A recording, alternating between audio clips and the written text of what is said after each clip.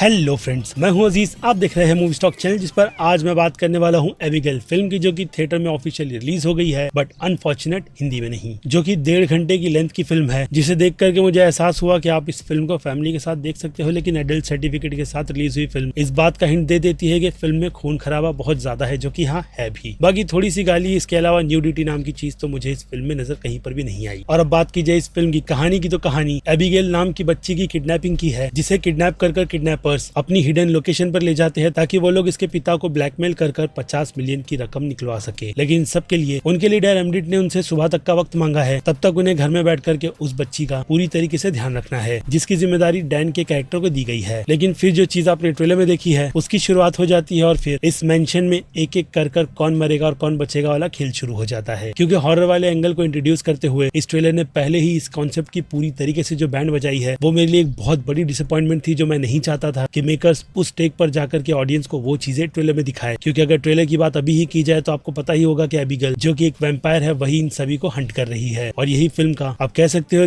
ऐसा major twist था, जिसे शुरुआत के शायद से 20 से 25 मिनट तक पूरी तरीके से शांत रखा जाता है कि असल मायने में लोगों को वहां पर मार कौन रहा है। और अगर ट्रेलर की प्रेजेंटेशन भी वैसे ही सस्पेंस के साथ बना करके दिखाई जाती, तो आप समझ सकते हो कि इस फिल्म का एक्सपीरियंस थिएटर में जाने के बाद कितना ज्यादा और अच्छा हो जाता। हालांकि ये फिल्म अभी भी जैसी बनी है उस पर तो बात की ही जाएगी, ऑब्वियसली इंट्रो के बाद, जिसके पहले बनेगी मेरी एक छोटी मोटी सी डिमांड, जो कि है चैनल को सब्सक्राइब, वीडियो को लाइक और शेयर करने की तो कर लो।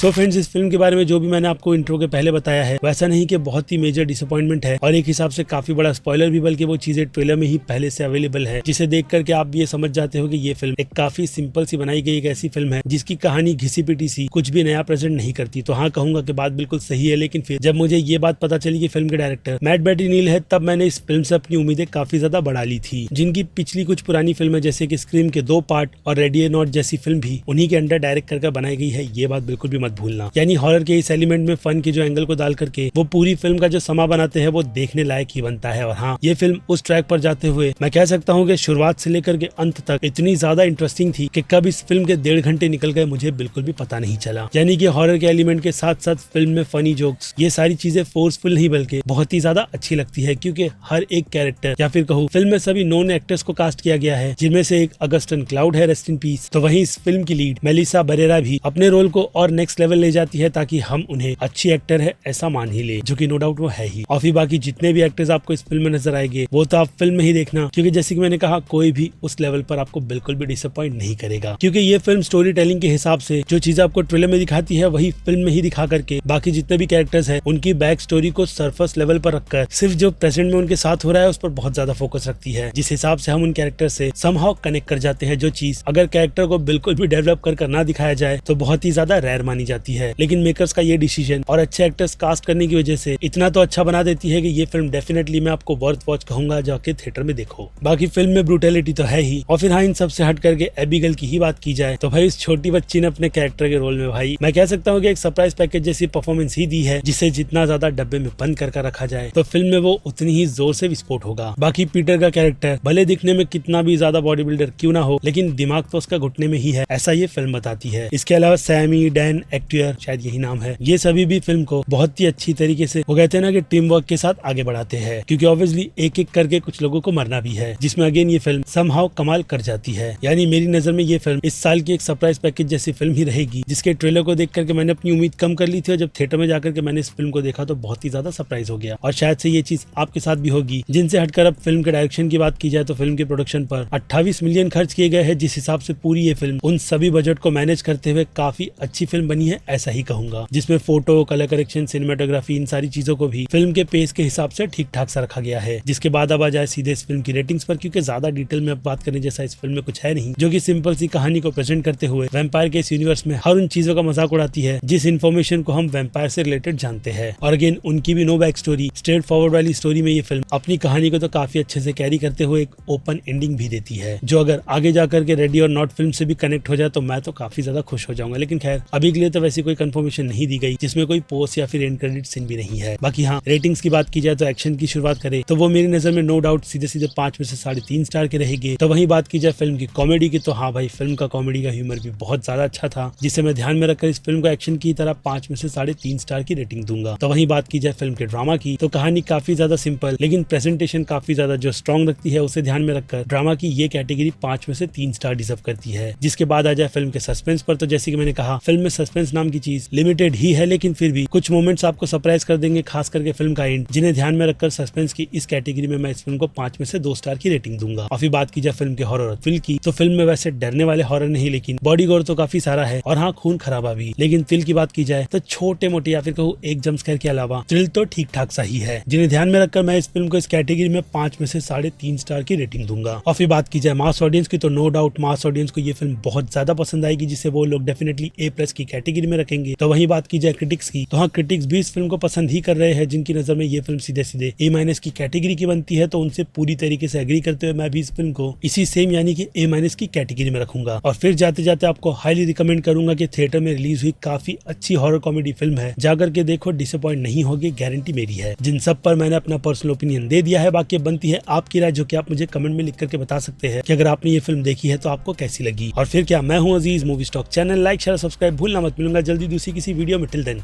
Bye.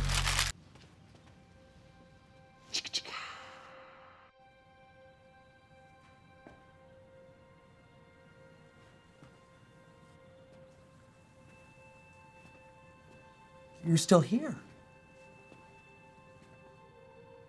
It's over. Go home.